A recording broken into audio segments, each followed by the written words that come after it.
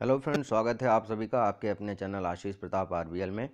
और इसमें हम लोग चर्चा करेंगे भाग 7 की। अभी तक हम लोगों ने भाग 6 तक पढ़ लिया है और जो शुरुआती भाग 5 हैं उनमें कक्षा 3 की पूरी एनसीईआरटी हमने डिस्कस की थी। और कक्षा 3 से रिलेटेड जितने भी एनसीईआरटी के क्वेश्चन पूछे गए हैं पूरे सीटेट के एग्जामिनेशंस में, उनके बारे में हमने विद सॉल्यूशन अच्छे से डिस्कशन किया था। मतलब मैंने ये भी बताया है कि कहाँ से किस चैप्टर से कौन सा क्वेश्चन पूछा गया है और चैप्टर में ये कहाँ पे दिया गया था। उसको आप मैं स्ट्रांगली रिकमेंड करूँगा कि आप ज़रूर देख लीजिएगा अगर आपने नहीं देखा है तो, क्योंकि एक फ़्लो बन जाता है जब आप शुरू से देखते हैं, एक कॉन्फिडेंस बिल्डअप होता है कि मैंने सब कुछ देख रखा है, मुझे सब कुछ पता है।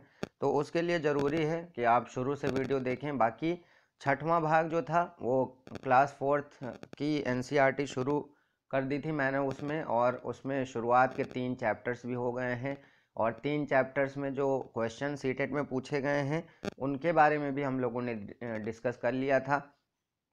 अब इस भाग में एनसीईआरटी बुक के सभी पाठों का सारांश की ये सीरीज़ है। पिछले वर्षों में सीटेट में जो भी प्रश्न पूछे गए हैं उनका अध्यायवार हल भी मैं करवाऊंगा। और इस भाग में कक्षा 4 की एनसीईआरटी चल रही है। इसके बाद अब हम बढ़ते हैं आगे। तो इसमें अभी तक हम लोगों ने पहला पार्ट चलो चलें स्कूल ये पढ़ चुके हैं, कान कान में पढ़ चुके हैं। और तीसरा पार्ट है नंदू हाथी, ये पढ़ चुके हैं, जिसमें नंदू हाथी और कान कान में से क्वेश्चन भी पूछे गए हैं सीटेट में, तो इसको आप ज़रूर पढ़ लेना। अब आज हम लोग डिस्कस करेंगे कक्षा 4 पार्ट 4 अमृता की कहानी और पार्ट 5 अनीता की मधुमक्खियाँ।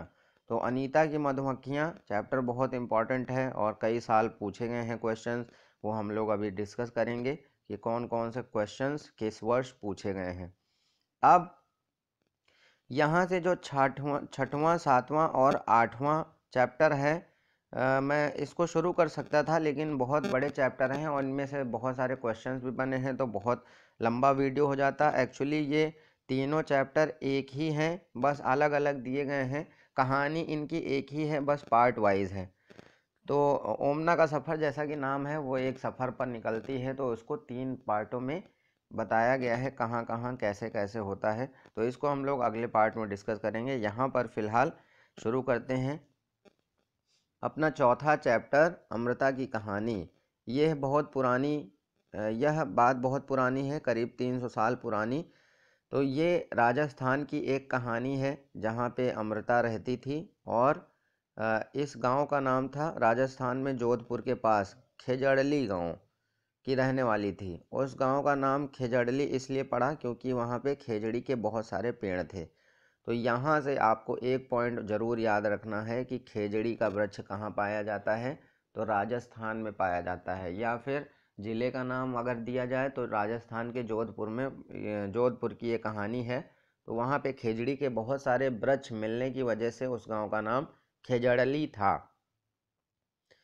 गांव के सभी लोग पेड़ पौधों और जानवरों को बहुत ध्यान रखते थे। गांव में बकरियां, हिरन, खरगोश, मोर और न जाने कितने जानवर बिना किसी डर के घूमते थे। गांव वालों को बुजुर्गों की कही बातें आज भी याद थीं। उनका कहना था कि अगर पेड़ हैं तो हम हैं, पेड़ हैं, पेड़ और जानवर हमारे बिना रह सकते हैं पर हम उनके बिना नहीं रह सकते।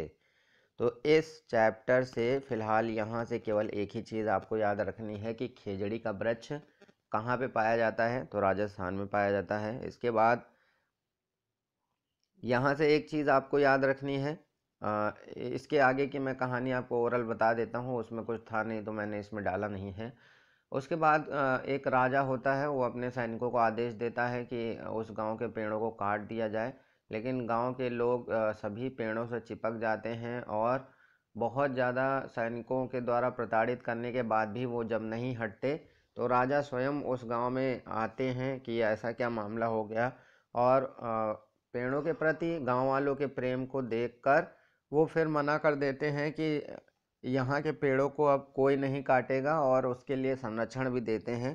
तो ये इस तरीके से गांव वाले अपना गांव सुरक्षित कर लेते हैं।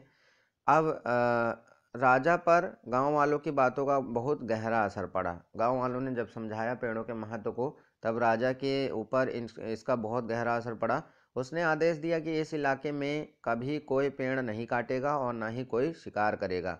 आज 300 साल बाद भी यहाँ के लोग, जो बिश्नोई कहलाते हैं, पेड़ों और जानवरों की रक्षा करते हैं। तो यहाँ पे आपको ये बिश्नोई याद रखना है कहाँ पे पाई जाती है। तो ये भी राजस्थान में पाए जाते हैं लोग, बिश्नोई जाति के, या कह सकते हैं जनजाति। तो यहाँ के लोगों को बिश्नोई कहा जाता है। इसके बाद जहाँ से कई वर्ष क्वेश्चन बना है वो ये है मोस्ट इम्पॉर्टेंट, इसको आपको एकदम रट ही लेना है। खेजड़ी। खेजड़ी यह पेड़ रेगिस्तानी इलाके में खूब पाया जाता है। इसे ज़्यादा पानी की ज़रूरत नहीं होती। इसकी छाल दवा के काम आती है और इसकी लकड़ी को कीड़ा भी नहीं लगता। इस पेड़ की फलियों की सब्जी बनाई जाती हैं। इसकी पत्तियां वहाँ पर रहने वाले जानवर खाते हैं और इसकी छाया में तुम जैसे बहुत से बच्चे खेलते भी हैं। तो पहला जो पॉइंट याद रखने वाला है कि खेजड़ी का वृक्ष कहाँ पाया जाता है, रेगिस्तान में। अब इसके जितनी भी लाइनें हैं ये सारी इम्पॉर्टेंट हैं, क्योंकि ये स्टेटमेंट बना के पूछ ली जा सकती हैं आपसे। जैसे पहला स्टेटमेंट दे दिया कि कौन से, ये सारी बातें किस वृक्ष के बारे में हो रही हैं, पहला स्टेटमेंट हो जाएगा। या फिर दूसरे तरीके से इस तरीके से पूछा जा सकता है कि इनमें से कौन सा कथन गलत है। तो 4 कथन में पहला कथन मान लीजिए दे देते हैं कि यह पेड़ या खेजड़ी का पेड़ जो है वो मध्य प्रदेश के इलाकों में पाया जाता है। तो पहला पॉइंट यही गलत हो जाएगा। दूसरा, इसे ज़्यादा पानी की ज़रूरत नहीं होती, सी पॉइंट हो जाएगा। इसकी छाल दवा के काम आती है, डी पॉइंट हो जाएगा। इसकी लकड़ी को कीड़े भी नहीं लगते। अब इसमें और भी बहुत सारे क्वेश्चंस पूछे जा सकते हैं और भी स्टेटमेंट बनाए जा सकते हैं। इसकी पेड़ की फलियों की सब्जियां बनाई जाती हैं, इसकी पत्तियां वहां पर रहने वाले जानवर खाते हैं और इसकी छाया में तुम जैसे बहुत से बच्चे खेलते भी हैं। तो मतलब कहा जाए तो ये 2-3 तरीके से आपका क्वेश्चन बन सकता है। स्टेटमेंट में भी बन सकता है, सीधे सीधे भी बन सकता है। तो इन सारे पॉइंट्स को आपको पूरे पैराग्राफ को रट लेना है। और ये एक खेजड़ी का वृक्ष है जो आप लोगों को दिख रहा होगा, रेगिस्तान में है, एकदम वीरान इलाके में। अब हम लोग बढ़ते हैं अगले चैप्टर पे, जो कि है 5वां चैप्टर अनीता की मधुमक्खियाँ। मेरा नाम अनीता कुशवाहा है। मैं मुजफ्फरपुर ज़िले में बोचाहा गांव में रहती हूँ, जो बिहार में है। मेरे घर में माँ, पिताजी और 2 भाई हैं। मैं कॉलेज में पढ़ती हूँ और स्कूल के बच्चों को पढ़ाती हूँ। मैं मधुमक्खी पालने का काम भी करती हूँ। इतना सब कर पाना मेरे लिए आसान नहीं था। जब मैं छोटी थी तब दिन भर बकरियां चराती थी। मेरा भी स्कूल जाने का मन करता था, पर माँ पिताजी को लड़कियों का स्कूल जाना पसंद नहीं था। तो ये एक सच्ची कहानी है, जैसा बताया गया है। एक लड़की जो अपनी लाइफ में बहुत कुछ करना चाहती थी, लेकिन घर वालों की वजह से नहीं कर पा रही थी। फिर उसने फिर भी संघर्ष करके, मेहनत करके अपने उस मुकाम को हासिल किया अपनी मेहनत से। तो ये है उसका सफ़र स्कूल से मधुमक्खी पालन तक। हमारे इलाके में बहुत सारे लीची के पेड़ हैं। ये अपने इलाके के बारे में बता रही है, बिहार के बारे में। लीची के फूल मधुमक्खियों को लुभाते हैं, इसलिए यहाँ लोग मधुमक्खियों को पालकर शहद बनाने का काम करते हैं। तो ये स्टेटमेंट आप याद रखना कि लीची के फूल जो है मधुमक्खियों को बहुत लुभाते हैं, इसीलिए यहाँ के लोग मधुमक्खियों को पालकर शहद बनाने का काम करते हैं। मैंने सोचा कि क्यों ना मैं भी यह काम कर लूँ। तब मैंने गांव में मधुमक्खी पालने के एक सरकारी कोर्स में भाग लिया। कोर्स में भाग लेने वालों में मैं अकेली लड़की थी। ट्रेनिंग में मुझे पता चला कि अक्टूबर से दिसंबर, ये आपको याद रखना है। इससे रिलेटेड क्वेश्चन कई साल पूछे गए हैं। अक्टूबर से दिसंबर तक का समय मधुमक्खियों के अंडे देने का होता है। मधुमक्खी पालन शुरू करने का सबसे अच्छा समय यही होता है। तो 2-3 सालों में ये क्वेश्चन पूछा गया है कि मधुमक्खी पालन का सबसे अच्छा समय कौन सा होता है। तो वो समय होता है अक्टूबर से दिसंबर। ठीक है, एक क्वेश्चन यहाँ से पूछा जाता है तो उसको याद रखना आप लोग। फिर इसके बाद अनीता ने मधुमक्खी पालन शुरू किया अपना, उसके पास जो भी सेविंग थी। कुछ समय तक इसने इंतज़ार किया और बच्चों को पढ़ाकर 5,000 रुपये बचाए। इन रुपयों से मैंने मधुमक्खी पालने के 2 बक्से खरीदे। एक बक्से की कीमत 2,000 रुपये थी। बाकी बचे रुपयों से मीठा घोल बनाने के लिए चीनी और छत्ते को साफ करने के लिए दवाइयाँ खरीदी।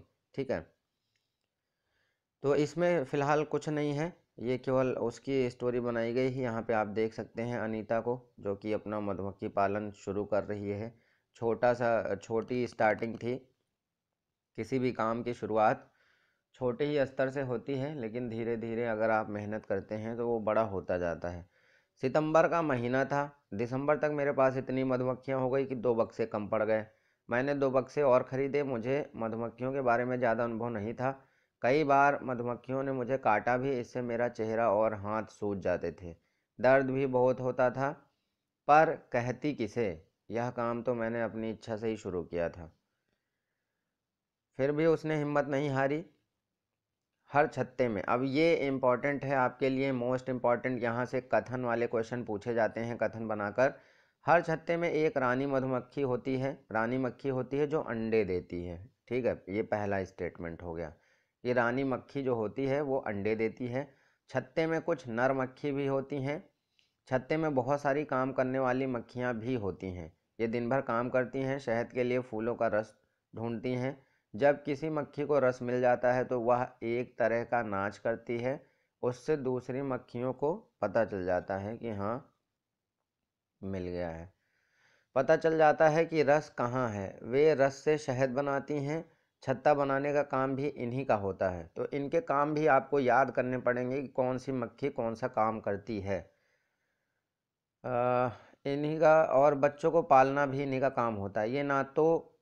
ये ना हो तो ना छत्ता बने और ना ही शहद इकट्ठा हो। शहद के बिना छत्ते की सारी मधुमक्खियां भूखी ही रह जाती हैं। नर मक्खी छत्ते के लिए कुछ खास काम नहीं करते। मधुमक्खी के अलावा और कौन कौन से कीड़े हैं जो समूह में रहते हैं, तो यहाँ से भी एक क्वेश्चन पूछा गया है, तो आपको इसको भी याद करना पड़ेगा कि मधुमक्खी की तरह चींटियाँ, एक तो चींटियाँ मिलजुल कर रहती हैं, और यहाँ पे देख सकते हैं 2 लोग और हैं, दीमक और ततैये भी इसी तरह समूह में रहते हैं। तो चींटियाँ, दीमक और ततैये, ये तीनों समूह में रहते हैं मधुमक्खियों की तरह। क्वेश्चन इस तरीके से पूछा गया था कि इनमें से कौन कौन से मधुमक्खियों की तरह समूह में रहते हैं। चींटियाँ, दीमक, ततैया, और चौथा ऑप्शन कोई ऐसा होगा जो समूह में नहीं रहता होगा। तो ये चीज़ आप ध्यान में रखिएगा। अब हम लोग डिस्कस करते हैं क्वेश्चंस के बारे में। हाथियों के झुंड के बारे में सही कथनों को चुनिए। तो ये तीसरे चैप्टर का था, जो नंदू हाथी आपका चैप्टर है, वहाँ पे मिस हो गया था, तो यहाँ पे हम डिस्कस कर लेते हैं। हाथियों के झुंड में केवल हथनियाँ और 14-15 वर्ष के बच्चे ही रहते हैं। हाथियों के एक झुंड में किसी एक ही परिवार के सदस्य होते हैं। झुंड की सबसे बुजुर्ग हथनी ही पूरे झुंड की नेता होती है। एक झुंड में हथनियों और बच्चों की संख्या कितनी भी हो सकती है। तो इनमें से आपको बताना है कौन कौन से कथन हैं। अब जहाँ जो पैराग्राफ वहाँ पे चैप्टर में था, मैं आप लोगों को पढ़ा देता हूँ। ये उसी चैप्टर का है पैराग्राफ। तुमने पढ़ा कि नंदू हाथी अपने झुंड के साथ रहता है। हाथियों के झुंड में केवल हथिनियाँ और बच्चे ही रहते हैं। तो पहला स्टेटमेंट यहाँ पे सही हो गया, हथिनियाँ और बच्चे ही रहते हैं। झुंड की सबसे बुजुर्ग हथिनी पूरे झुंड की नेता होती है, ये दूसरा स्टेटमेंट सही हो गया। एक झुंड में 10 से 12 हथिनियाँ और बच्चे होते हैं। हाथी 14-15 साल तक ही इस झुंड में रहते हैं, फिर वे झुंड छोड़ देते हैं और अकेले रहते हैं। नंदू भी जब 14-15 साल का हो जाएगा तो वो अपना झुंड छोड़ देगा। अब देखो स्टेटमेंट में, हाथियों के झुंड में केवल हथिनियाँ और 14-15 वर्ष के बच्चे ही रहते हैं। ठीक है, तो हाथी, ये पहला सही हो जाएगा। हाथियों के झुंड में किसी एक ही परिवार के सदस्य होते हैं। तो अभी तुमने पढ़ा था, हाथियों के झुंड में केवल हथिनियाँ और बच्चे ही होते हैं। झुंड की सबसे बुजुर्ग हथिनी ही पूरे झुंड की नेता होती है। एक झुंड में 10 से 12 हथिनियाँ और बच्चे होते हैं। 14-15 साल तक ही इस झुंड में रहते हैं, फिर वे झुंड छोड़ देते हैं। अब झुंड की सबसे बुजुर्ग हथिनी ही पूरे झुंड की नेता होती है, तो ये सही बात है। एक झुंड में हथिनियों और बच्चों की संख्या कितनी भी हो सकती है, तो कितनी भी नहीं हो सकती है, केवल 10 से 12 ही लोग रहते हैं। अब ऑप्शन ए और सी एकदम सही हैं, तो आपका कौन सा विकल्प सबसे सही हो जाएगा? ए और सी। ठीक है, एक झुंड में किसी एक परिवार के सदस्य होते हैं ऐसा जरूरी नहीं है, कई परिवार भी हो सकते हैं। तो यहाँ पे फिलहाल ए और सी एकदम सही हैं। एक झुंड में हथिनियों और बच्चों की संख्या 10 से 12 होती है, अभी आप लोगों ने पढ़ा है।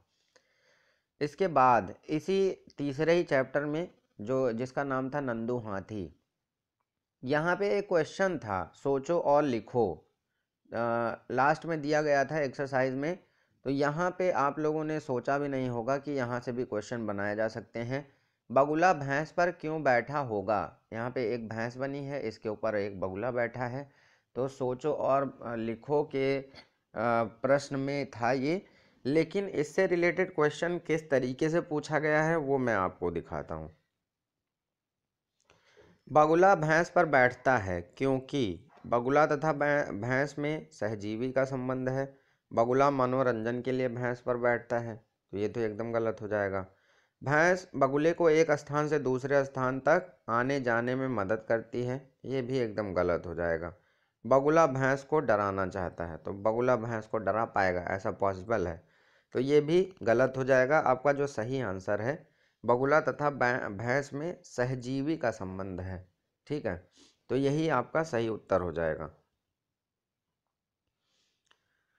इसके बाद दूसरा क्वेश्चन इसी से रिलेटेड है। भैंस की पीठ पर अक्सर बगुला इग्रेट पक्षी बैठा दिखाई देता है। ऐसा इसलिए होता है क्योंकि बगुला घास में पाए जाने वाले कीट खाता है। भैंस की पीठ पर बैठकर गाना पसंद करता है। ठीक है, ये तो गलत है। उड़ने के बाद थोड़ा आराम करता है, इसका भी कोई मतलब नहीं है।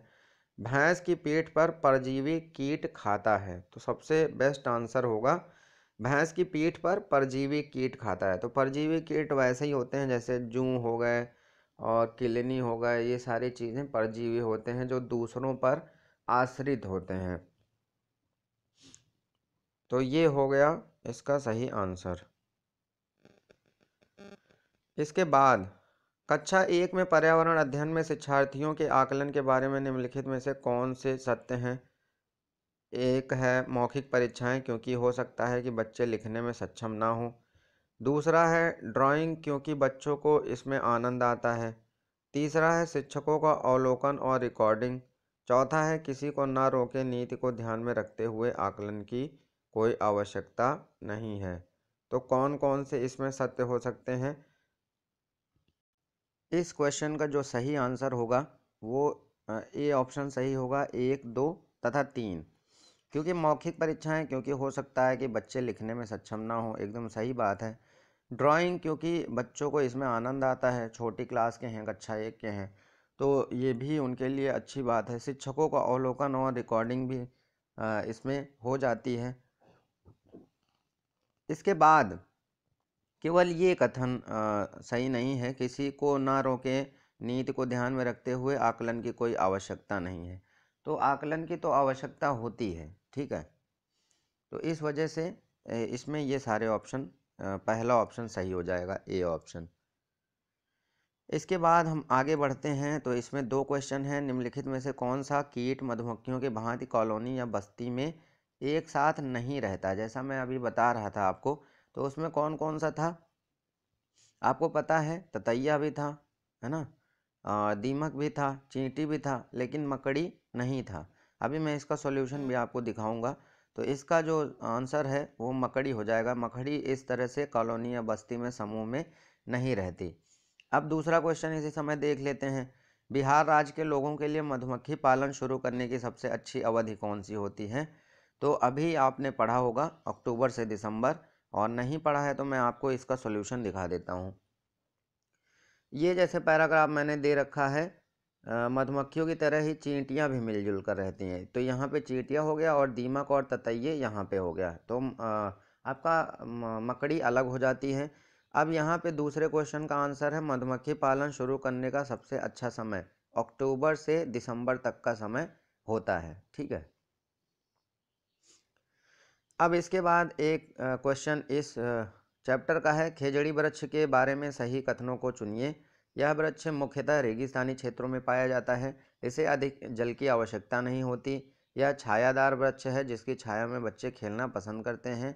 यह अपने तने में जल एकत्र करता है और लोग पतले पाइप से इस जल को पीते हैं। तो इस क्वेश्चन का आंसर आप लोगों को इस पैराग्राफ में मिल जाएगा। इस पैराग्राफ को आप लोग पहले पढ़िए कि इसके बारे में कौन कौन सी बातें इसमें जो बताई गई हैं सही हैं और कौन सी बातें गलत हैं। खेजड़ी के वृक्ष के बारे में जो अभी हम लोग चर्चा कर रहे थे, तो खेजड़ी यह रेगिस्तानी इलाके में खूब पाया जाता है, ये बात तो एकदम सही है। ठीक है, इसे ज़्यादा पानी की ज़रूरत नहीं होती, तो ये भी बात एकदम सही है कि इसको भी ज़्यादा पानी की ज़रूरत नहीं होती। इनकी छाल दवा बनाने के काम आती है। इसकी लकड़ी को भी कीड़े नहीं लगते हैं। इसके बाद इस पेड़ की फलियों की सब्जी बनाई जाती है। इसकी पत्तियां वहाँ रहने वाले जानवर खाते हैं। तो ये सारे इसकी विशेषताएं हैं और इसकी छाया में तुम जैसे बहुत से बच्चे खेलना पसंद करते हैं। अब इसके बारे में जो सही कथन है, जितने कथन हमको फिलहाल बुक में बताए गए हैं, तो पहला कथन तो हमें बताया गया है, ये वृक्ष मुख्यतः रेगिस्तानी क्षेत्रों में पाया जाता है, इसे अधिक जल की आवश्यकता नहीं होती, यह छायादार वृक्ष है और जिसकी छाया में बच्चे खेलना पसंद करते हैं। लेकिन इसके बारे में हमें नहीं बताया गया है, तो हम इसके बारे में श्योरिटी से नहीं कह सकते। फिलहाल हमें जो सही लगते हैं वो किताब में दिए गए कथनों के अनुसार केवल 1, 2 और 3 ही सही हैं। तो ये था आज का टोटल चैप्टर्स और उससे रिलेटेड जो भी क्वेश्चंस हैं उनको आपने देखा और उम्मीद करते हैं आपको पसंद आया होगा। तो ऐसे ही आपकी तैयारी और बेहतर होती जाएगी और जल्दी से जल्दी इसको मैं ख़त्म करने की कोशिश करूँगा। इसमें फ़िलहाल इतना ही। अगले भाग में हम लोग कोशिश करेंगे 6वां, 7वां और 8वां चैप्टर जो एक ही कहानी है, तो उससे रिलेटेड क्वेश्चंस भी डिस्कस करेंगे। फ़िलहाल इस भाग में इतना ही, मिलते हैं अगले भाग में। Thanks for watching.